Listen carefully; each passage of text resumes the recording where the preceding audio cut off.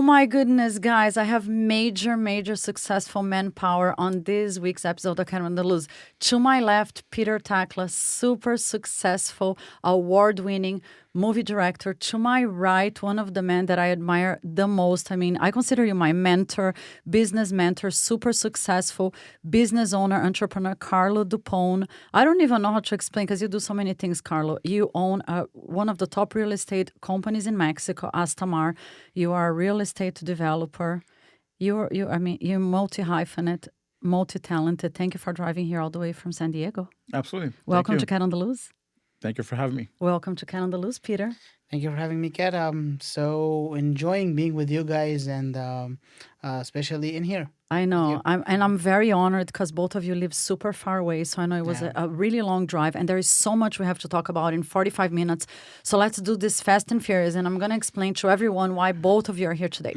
Peter, we finished shooting a movie just like a few weeks ago that we were talking about that we're so proud of that you are directing. And I am very honored to be a part of called 40 Days. Mm-hmm. It's a movie mostly about immigration, right? Do you want to explain a little bit without telling too much about people? Because the movie is coming out really soon. But for the audience that doesn't know us, can you just give them like the short summary about the movie? Well, I'm not sure it's going to be short or not because this movie has like a very good place in my heart. I worked on it like so much and so hard, and I was enjoying working with everyone in the crew. I'll try to be very short and direct to the point. So it's called 40 Days, and it's about illegal immigrants who are trying to make the hard way to the United States through South and Central America. And actually, their point of start starts from their country of origin way further than South America. And they travel through a tough journey all the way until they get to the U.S. border and where the story happens.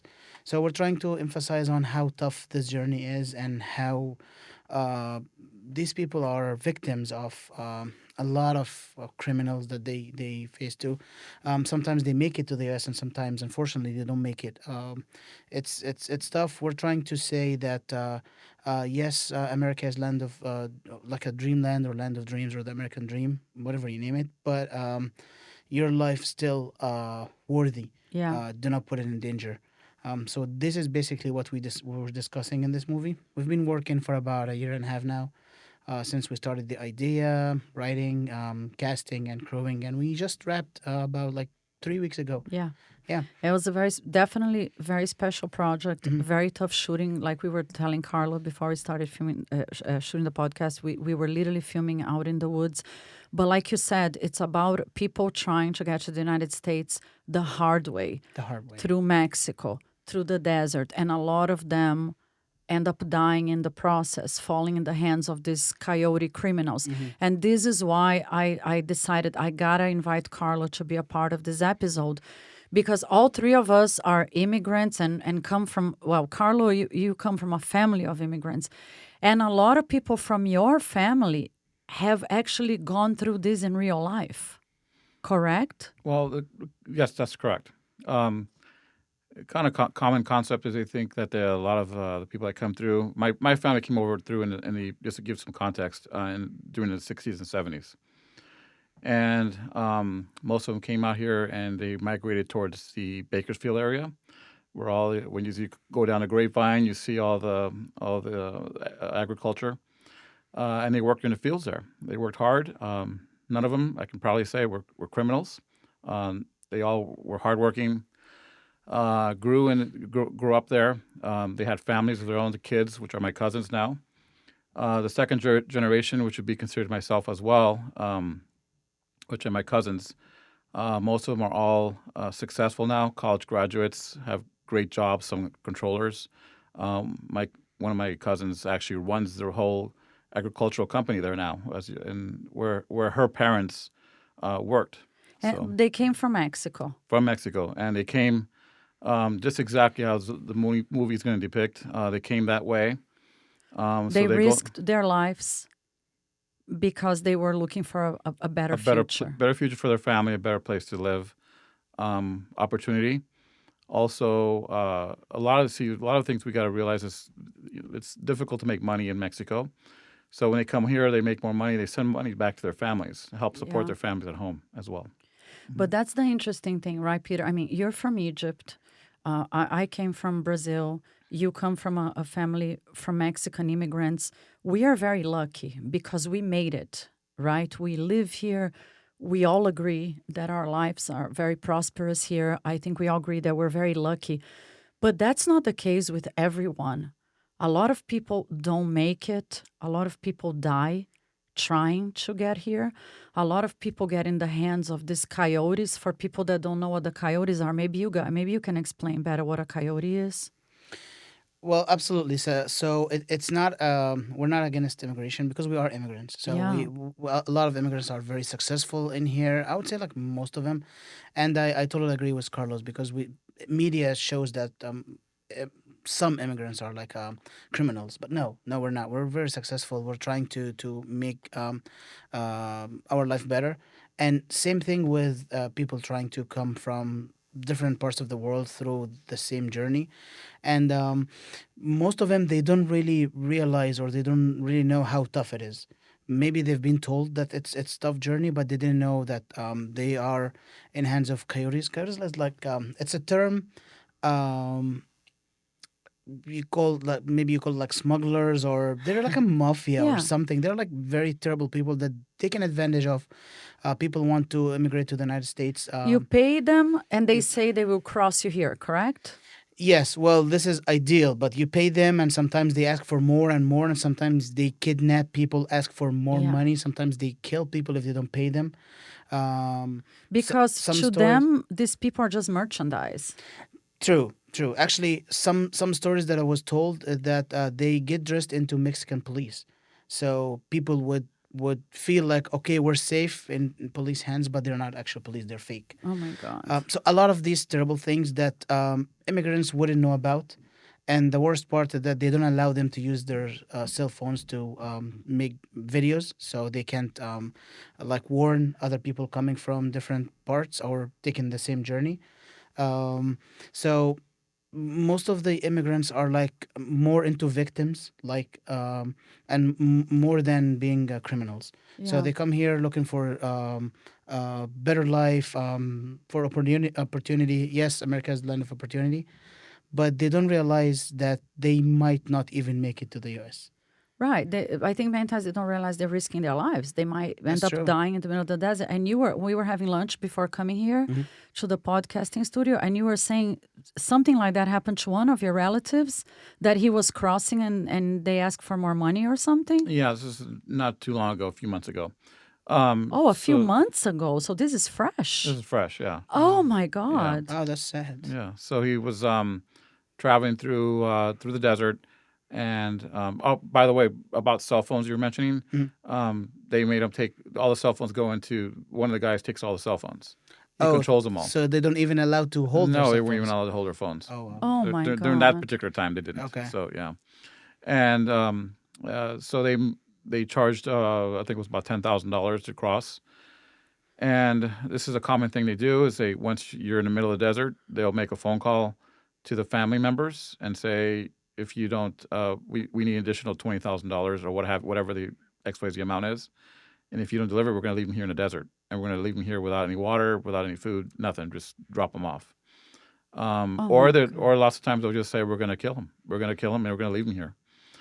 So these families don't have $20,000 just to just sitting around like anyone. So they have to call family members, borrow money, call friends, get all the money together, and then do a Western Union wire, or there are other forms of payment that they take and get the money wired over to them. So then, in this situation, it ended up okay. He ended up in the city he was supposed to go to, which is Utah, in the state. But it could have ended badly if they didn't have the money. Or you still don't know, like you could send the $20,000 that they're demanding, and you still don't know if he's gonna That's actually make happened in a lot of cases where they do send the money and you still don't. They could still kill the person. That still happens. You never know. Untrustworthy. So Yeah. you cannot trust them. Right, you cannot trust. A little background about the movie. When Peter invited me to be a part of the movie, I was so honored. And then And I know this is an even bigger honor because you said to me, which role do you... I had two options between the roles. I could play one of the officers, right? The interview immigration officer, or I could play a coyote. And I said, I want the tough one. I want the really tough one. I want to play the coyote. And he let me do it. And it was really, really tough because, it's the opposite of my nature. I'm zero violent. I'm zero mean. It was a very difficult scene to shoot because I had to be nasty to those people and really mistreat them. And in my mind, I had to believe that. And I really, and it really shook me up thinking that, oh my God, those people. And it's fun because we were shooting in the elements, like I was telling Carlo. We were literally up in the Tahunga Mountains. It was cold. It was the end of the day after we were shooting for like 12 hours. And mentally, of course, we're actors, we know it's fake. But, mentally, we're living that for a long time. And we see those people with those faces and we're getting tired. And you're being so mean to them. And I started thinking, oh, my God, I cannot believe people are actually right now. There are some people out there in the desert probably going through the same. Can you imagine the psychological abuse and fear that these people are going through to get to the United States? Yeah, you're absolutely right. So as you mentioned, you're an actor, so you feel like, okay, at the end of the day, I'm acting, I'm going back home. Yeah. But imagine the actual situation, which as much as acting we do, as much shooting or lighting or whatever the actual location, but still the reality is worse. I've heard a lot of stories that kind of matched Carlos' stories, and some people actually paid money and they got killed. Yeah. Because they don't really care about a person's life. They have multiple people. They just need money. And imagine how people under this stressful situation that they don't know actually they are gonna make it. They're gonna be alive. They what they should do at this moment. And also one more story. Speaking of money, I was asking people like if you have to pay like $10,000, sometimes more, to go for a better life. You can spend this amount of money in your home country and do something for you. And this question just popped up to my mind, and I realized that actually they borrow this money. They don't own it. They don't have it. They just borrow it from their family, their friends, sometimes from they sell whatever they have, and just hoping to come to the U.S., make more money, and just pay this money back. So they're sacrificing their money, their positions, their even children, their life, Yeah. just for this tough journey. And from the other side, the coyote that you played, one of them, taking advantage of this. Yeah. So they taking their money, taking their life. It's really tough. Raping their women. Yeah. This happened actually. Raping and killing and leaving them This behind. is actually more common than not. Yeah. Is the women? This is not an actual family member; it's a friend. Because obviously I have a lot of friends as well in Mexico, and his daughter that came across. She was 22 years old, and she disappeared. They don't know where she's at. They don't know if they got sold to sex trade or human trafficking or was killed in the desert. They have no idea. Imagine the parents. Oh my God. Their parents feeling they don't know where she is right now. Is she alive? She's not. Is she suffering? Of course she is. Yeah. How will they ever see her again? I mean, it's a very tough feeling, and it's mixed feelings.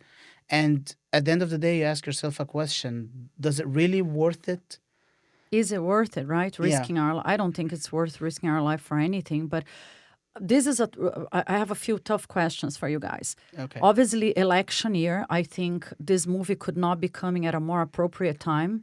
It's such an important story to be told, and there's a major reason why I wanted to be a part of it. Number one, the honor of working with you again, because, I love your work. If you guys never watched his movies, please go to Google him, Peter TAKLA. In a few years, he made 10 movies. His movies are winning awards because we have the tendency to watch movies from American filmmakers, which are fantastic, but we have so many fantastic international filmmakers. So here's a very well-deserved plug. Go watch his movies. They're really fantastic. But this one, coming in a perfect timing.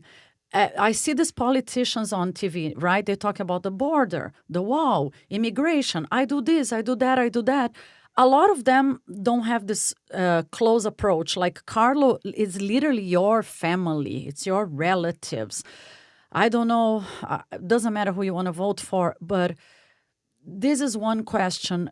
Is this problem, I'll ask you first, Peter, and then you, Carlo. Do you think this problem is fixable? These people trying to cross the desert and being abused and this literally human trafficking? It is, of course, it is fixable. And regardless of my political views, because I do have some political views, but Yeah, but I know. Let's try to keep that. Yeah, I'm gonna that's keep a whole other episode. Yes, I'm gonna keep this to myself. But in this movie, we had zero politics. So we were talking about this issue from the humanity side, from do not risk your life. Yeah. From you are a victim. Just wake up. This is not something that you want to do for yourself or your children. Regardless of the political views, it is fixable. Any party can any political party can fix it, and I think they can just make a better immigration way or immigration laws or make it like more controllable. And I really believe it's fixable, but maybe for political reasons, maybe they don't want to, or they want to, but they're waiting for some time. But definitely, it is fixable. Well, it's definitely fixable, but I think, and without getting political, obviously. Okay. But if you reach a bipartisan agreement, between both sides of the political party here, and work in conjunction with the Mexican government, if they can reach that kind of an agreement, That's true. together, together they can make that area safe and make it safe for people to apply for immigration, come over legally, and not have to do what they're doing. Yeah, I understand. You said you wouldn't risk your life for coming through, but stop and think about what kind of lives are they experiencing right now in South America and those areas, those impoverished countries. A lot of them are politically ostracized. They're put in jails. They have no choice. So a lot of them are threatened to do certain things that they don't want to by the local gangs or cartels in those countries. So they have to leave. They have to flee with their families, and they have no choice. So they might as well risk going through the desert with their entire family to get through here, because otherwise they're going to get killed anyway in the countries they're in. So in this case, that's a very good point, and it's a very tough one. But in this case, and I don't know, maybe you know the answer. Could they file for example, because I know a lot of Russian people, they file for political asylum because they say, oh, I'm feeling afraid for my life there. Do you know if Mexicans, if they were afraid of the cartels or something, like fearing for their lives, could they file for some kind of political asylum here? Probably not, right? There's avenues to that, but takes forever, right? Yeah, it takes a long time. Takes forever. And the U.S. does take precedence towards some countries or other countries. Yeah. So yeah. Mm-hmm. It's very complicated, right? It's the same for Egypt, right? To immigrate legally, if you come, let's say you come legally, you take a plane and you land here. Like if you're not going through the desert, if you say I'm gonna get on a tourist visa and come here and try to figure out a way to stay, it takes forever and ever and ever, right? Well, kinda, but what you said is legally, so they can just take a tourist visa and come here, and there are like multiple ways to change the visa. I think I'm not an attorney, but based on my little experience, yes, there are multiple ways.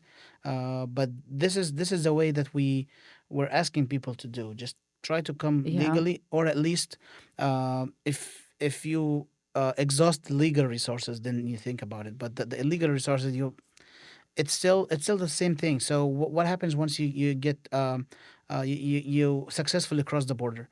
It takes still some time to get a green card, maybe years, maybe whole life. So it's not even something that would be guaranteed. Of course, they would be safer than what happened in their own country, and I totally agree with that.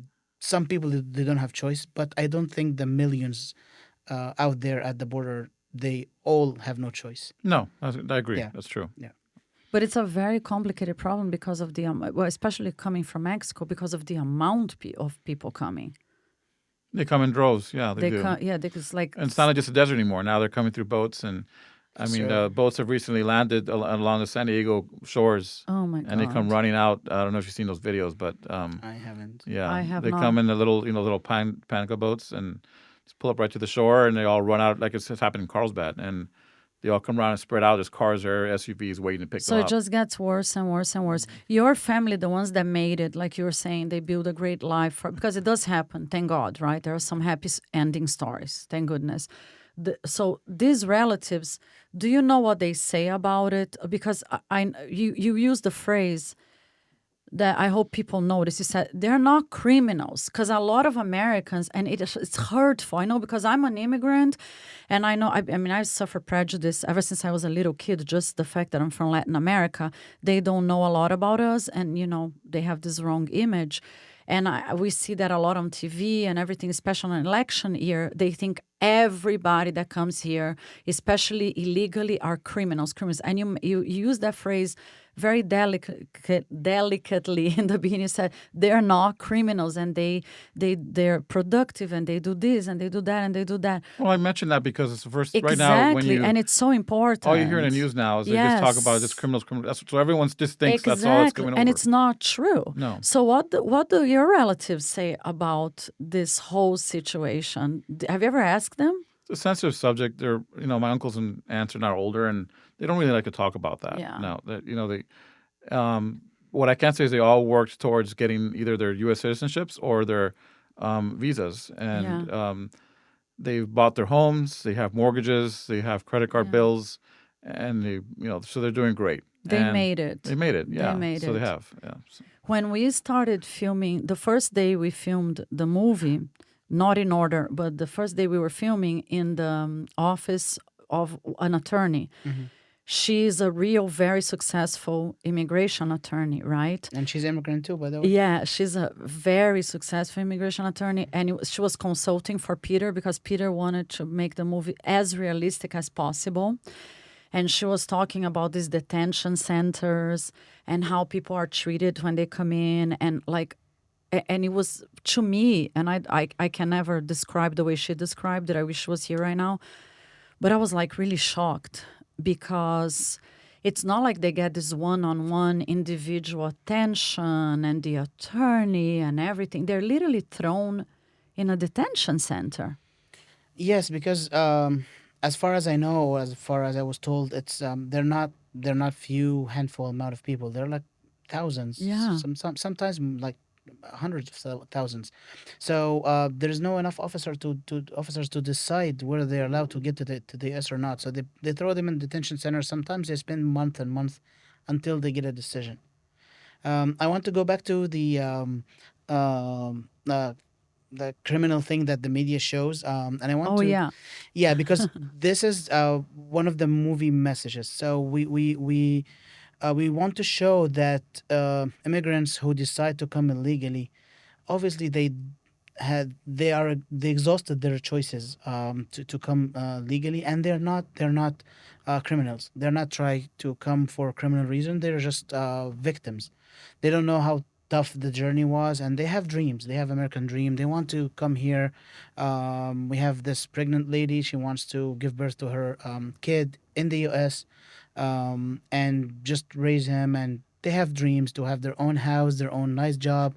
And at some point, they realize that they are victims. They're not criminals. So this is something that we want to emphasize with the movie. Going back to the detention center, it's again, it's a horrible place. Although it's safer than being traveling to the U.S. border, but it's still a horrible place. It's a prison, obviously, and actually we made it to shoot in an actual detention center, and it's a prison. It's a place that you just staying there, waiting for a decision. You don't know when you might. And a lot of them, by the way, get sent back right? After all this trouble. Like they cross the desert. Okay, they don't get killed. They get a lot of money taken away from them, right? A lot of money. Mm-hmm. And then they make it here, and then they get sent back. Absolutely true. They're not allowed to stay. Can you imagine the frustration? Or just imagine the women, too, that get assaulted sexually. They're Oh raped my in the God. desert. I They cannot. make it through. Now they're in detention, and then all that they went through, and then they're sent back. Oh my God. So, I you know, so- cannot. I cannot imagine. I It's a cannot. case by case situation. I think Yeah. it depends on the immigration officer or the immigration judge. Depends on what the laws, but not everyone make it to the detention center. Not necessarily to be admitted to the U.S. Most of them actually send back, and I think they are signing a law or something that they want to send almost everyone back, even if they got to the U.S. Because that's the thing. That's a question, right? And I don't want to get political, but it's a massive amount of people. It's so many. And I think they get desensitized, right? They are treating those people like numbers. Like, even I remember a scene that we were shooting, this officer, like when she goes interview the main character, they have to interview piles of people to decide what they're going to do with them. So to them, if they get emotional with each person that comes there, they wouldn't be able to do a job. Right? So we get emotional because it's like, oh my God, I could never do this job. I would be crying all day long. But they literally like, okay, you go do the way the girl, right? They're very automatic. Like, That's why you want to play the coyote in the movie. You couldn't play the. I wanted to play the coyote because I never played the bad guy, because I'm cute and blonde and adorable. So usually that's the types I play. You look so different. I know. And I told Peter, I said, I promise you I'm going to show up looking like a nasty bitch. You did it amazingly. Thank you. And I think I looked like really nasty. I would be afraid of me if I saw me. if you guys are following Kat, so you will see a very, very different Kat. I started posting a little bit of the behind the scenes, and it was so cool because one of the guys there, he was like, he had a lot of training, and you would have loved it. I should have forced you to go there, Carlo, this day, because we had, what's his name?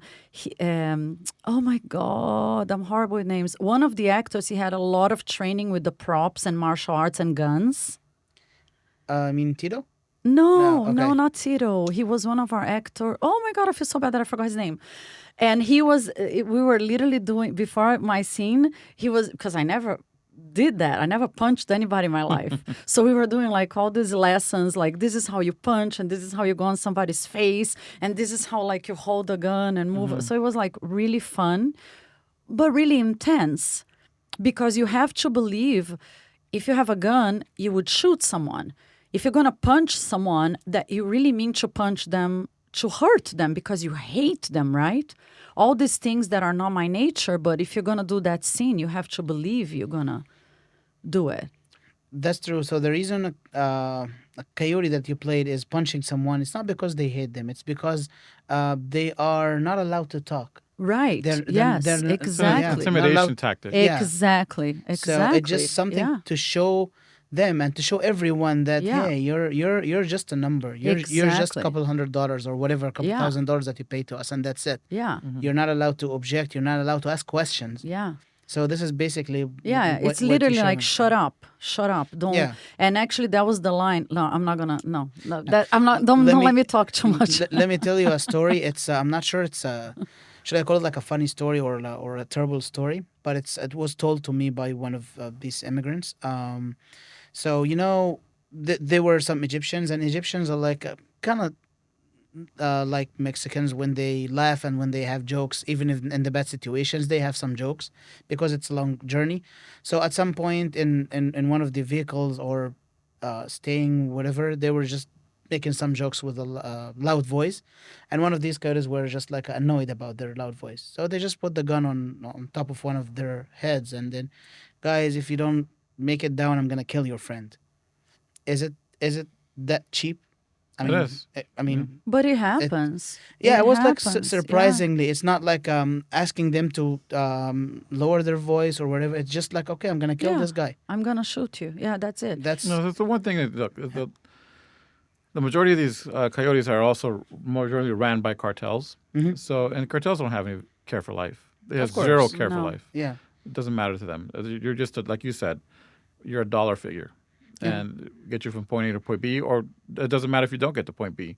They'll just leave you there and rot. So, and I guess it's funny because the three of us are talking, and of course I have all these memories of being a part of this movie, which was one of the most incredible experiences of my life. I get very emotional because I'm an immigrant, I think you are in many ways, and it's such a huge part of our stories, our history, and a huge part of this country. And I think it's so important to tell stories like this. But just the thought that so many people go through this, without help, I don't think we're going to see a solution in our lifetime, but we only hope we can, because I would hope that everybody can come in a safe way.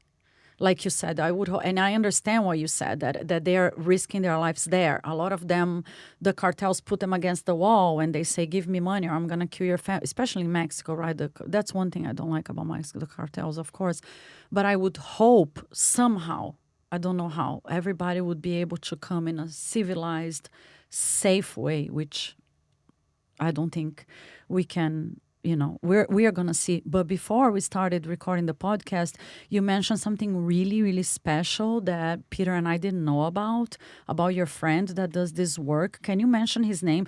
Because if anybody out there has a family member in this situation, anybody from Mexico or Egypt or any other country that is, out there in the desert or thinking about immigrating illegally, or anybody that thinks that they need help in the borders, Carlo, can you share this information? Because I think that's really important. Yeah, it's a personal friend of mine. His name is Manuel Ramirez. He's an attorney in San Diego. He's a board member of organization. It's a nonprofit organization called Border Angels.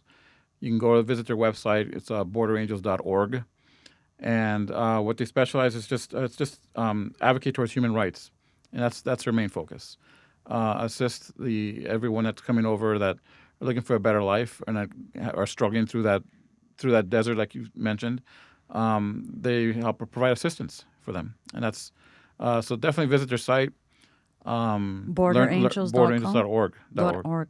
I'm definitely going to try to invite him to be on the show, because this is such important information. It is so nice of him. Yeah, and it's a group of attorneys too, so they focus on human immigration reform, social justice, things like that. So that's what's important. I would say these type of people, they're really in need of assistance, because once they get to the U.S. land, they're lost. They're still lost. They just feel safer, but they don't know what to do. They don't know what route they should take. They need legal assistance. They need like human rights assistance. So it's so nice of him doing that. They're lost during the journey, because as they're coming, they don't know what's going to happen. They keep being shuffled around, like thrown between one coyote to the other. They don't know where they're going to go. They're just basically in the dark. They're just hoping they're going to survive, right? Yeah. And then, like you said, they get here. They're hoping for the best. They don't know what is going to happen. And this is really, really a very powerful, fantastic script. It's just a beautiful, beautiful story. I cannot wait for the movie to be out for us to share it with the world. I think with today's... what's improved is obviously with social media. Everyone has cell phones now compared to the 70s and 80s when no one did.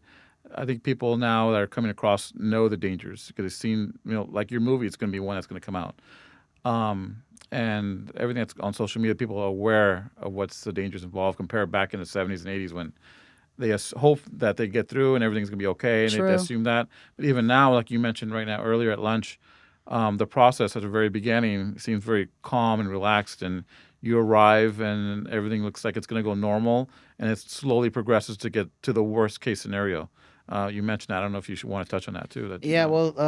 This is exactly the same story that I've been told from almost everyone. So the story, the journey starts very comfortable, just taking a plane with a visa, legal to one of these South or Central American countries. Mainly, I think Colombia or Panama. So everything is okay, legal. They just go to the country. They have a room in a hotel, spend the night, take the journey to another country, and so on. And then it gets worse and worse as they go. I think until they reach a certain point in Mexico, then where all things bad start to happen. They're on their own, no guides, spending the night in the middle of nowhere, no vehicles, no hotels, nothing, just going different routes, away from the police, away from everyone, just to get to the border. But as you mentioned now, when I was actually doing research about this story, first of all, I thought it's just for the past few years, because of social media and because it's like this is the focus on it right now. But I realized that no, it's been there for like almost like 100 years or so, like too many years. A lot of people are taking the same route, but the focus on it right now because of politics, number my one, God. and because of social media, and because of the numbers are increasing. So of course, the number of people are coming right now is not the same as like 10 or 20 years ago, but it's an ongoing topic. That's why, as you mentioned, we hope to see a solution in our lifetime, which we still hope that there will be a Yeah. solution. I think, as Carlo mentioned, if there's like some type of agreement with the Mexican government and the U.S. government, this would be stoppable at some point. Yeah. That would be incredible. Yeah, I think if we all work together, Yeah. as governments, not as individuals. Oh my There's God. yeah. solutions. There's In solutions. There are the solutions, yeah. meantime, in the I meantime, mean, from our side, we're talents. we're We're storytellers. using our Yeah. we're using our Yeah. telling talent to Yeah. just emphasize, hey, there's an issue here. But Yeah, I please, let's have think, a solution. and I hope, I think you agree with me. Mhm. When you're making indie movies, especially emphasize indie movies, we're not a huge studio, small budget One day. movies. One day. Tons of blood, sweat, and tears goes into it. You guys have no idea, but it makes it even more special because it's so much harder than having like $50 million, right? With working with Warner Brothers. And we tell stories. We put it out there for the passion and the love of telling stories. And I feel that that's the part we can make. And when somebody like you is willing to come and share as well, because it's such a huge part of your heritage, I think you're doing it for your relatives that, that did it. They did it and survived. And like you said, they're not criminals. They are a huge part of what built our country. Well, let's face it, too. I wanted to take a second to applaud you for making this film Thank because, you. let's face it, most of us are constantly just in our own little world or little bubble. Right? It's true. We're all busy. We're working. We work 10-hour days, 12-hour days. I really don't know what's going on in the world. We don't listen to the news. I know a lot of people that way. They just don't have not a clue that what's going on anywhere in the world. So, but they watch movies. So this is a great way, a powerful way for you to get your message across, to enlighten people and educate people what's actually happening there. So again, Yeah. my hat off to you for making this film. Oh my God. you And so when much. you watch it, I promise you're going to love it.